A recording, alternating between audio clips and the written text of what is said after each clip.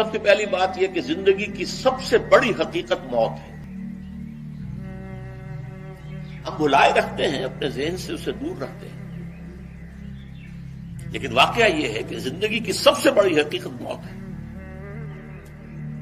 خدا کے منکر پیدا ہوئے ہیں، لیکن موت کا انکار کرنے والا تو کوئی پیدا نہیں ہوا. اس لیے میں نے آیت آپ کو سنائی، کل نفس ذائقۃ الموت، ہر سی نفس کو موت کا مزہ چکھنا ہے، ہر جاندار کو موت کا مزہ چکھنا ہے. ثم الینا ترجعون، پھر ہماری طرف لوٹا دیے جاؤ. تو زندگی کی سب سے اہم حقیقت موت، اور موت کے بعد رجوع الی اللہ، آخرت، یہ سب سے بڑی حقیقت ہے. ایک حقیقت سب مانتے ہیں، سب جانتے ہیں، دوسری حقیقت کے اوپر پردہ پڑا.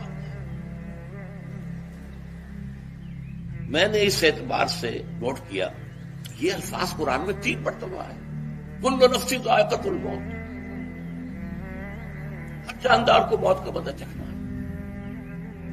انبیاء اس سے مستثنا نہیں رہے، رسول اس سے مستثنا نہیں رہے، اولیاء اللہ مستثنا نہیں رہے.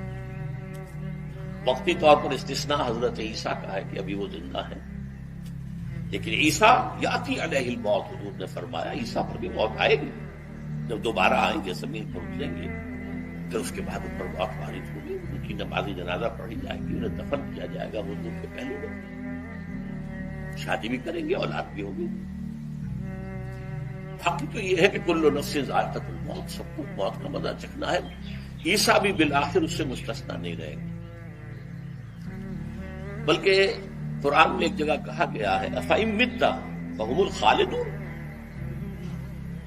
کیا ہے نبی اگر آپ کا انتقال ہو گیا تو یہ کیا ہمیشہ رہیں گے؟ کون ہے دنیا میں جو ہمیشہ رہے؟ انتقال تو ہونا، آپ کا بھی ہونا ہے. انک میت وانہم لمیتون.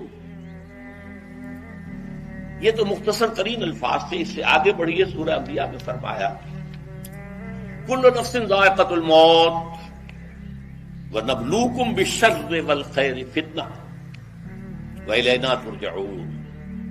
ہر جاندار کو موت کا مزہ چکھنا ہے، اور اس سے پہلے پہلے ہم تمہیں آزماتے رہیں گے، خیر کے ذریعے بھی، بھلائی دے کر، صحت دے کر، دولت دے کر، اولاد دے کر، شہرت دے کر، اور برائی کے ذریعے سے بھی، تنگ دستی دے کر، بے عزتی دے کر، اہانت دے کر، ذلت دے کر. وَإِلَيْنَا تُرْجَعُونَ، اور پھر ہماری طرف لوٹائے جاؤ گے. یہ وہ دوسری حقیقت جو میں نے کہا کہ جس پر پردہ پڑا، بہت بڑا پردہ ہے. لوگ یہی سمجھتے ہیں کہ یہی دنیا کی زندگی ہے. قرآن کہتا ہے إِنَّ الدَّارَ الْآخِرَةَ لَهِيَ الْحَيَوَانُ لَوْ كَانُوا يَعْلَمُونَ. یہ تو آخرت والی زندگی ہے جو اصل کاش کے علم آئے. اس سے بھی زیادہ تفصیل سے یہ آل عمران میں آئی ہے، كُلُّ نَفْسٍ ذَائِقَةُ الْمَوْتِ وَإِنَّمَا تُوَفَّوْنَ أُجُورَكُمْ يَوْمَ الْقِيَامَةِ. ہر جاندار کو موت کا مزہ چکھنا ہے، اور پھر تمہیں پورا پورا تمہارا اجر اور بدلہ دے دیا جائے گا قیامت کے دن. فَمَنْ زُحْزِحَ عَنِ النَّارِ وَأُدْخِلَ الْجَنَّةَ فَقَدْ فَازَ. جو کوئی آگ سے بچا لیا گیا اور جنت میں داخل کر دیا گیا، وہ تو کامیاب ہو. اللہم ربنا اجعلنا منہم، اللہم ربنا اجعلنا منہم، اللہم ربنا اجعلنا منہم. وما الحیات الدنیا الا متاع الغرور. اور دنیا کی زندگی تو سوائے دھوکے کے سامان کو کچھ نہیں. دھوکہ کس معنی میں؟ یہ تمہیں اصل زندگی سے غافل کر دیتی ہے. تم کہیں سفر پر جا رہے تھے، تمہارا کہیں گھر تھا، تمہیں واپس آنا تھا، تم راستے ہی میں کسی دلچسپی میں ایسے مگن ہوئے کہ گھر بار سب بھول گئے. یہ تو تمہارا عارضی سے سفر تھا، تم نے اسی کو اپنی منزل بنا لیا، اپنا ٹھکانہ بنا لیا. تو دھوکہ دیا اس نے تمہیں. ویسے دنیا کی زندگی دھوکہ نہیں ہے، بڑی حقیقت ہے. اس لیے کہ حضور نے فرمایا انما الدنیا مزرعۃ الآخرہ.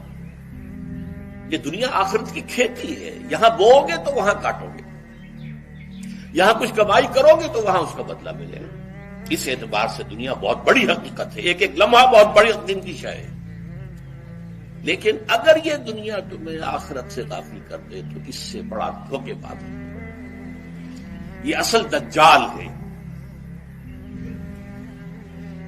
میں نے تقریباً 60 برس کی عمر کو جب میں پہنچا تھا تو موت کا انتظار شروع کر دیا تھا. میرے قریبی احباب کو معلوم ہے، میں کہتا رہا، یہ بھی کہتا رہا کہ بھائی میں اپنے حصے کا کام کر چکا ہوں. جتنی صلاحیت اللہ نے دی تھی،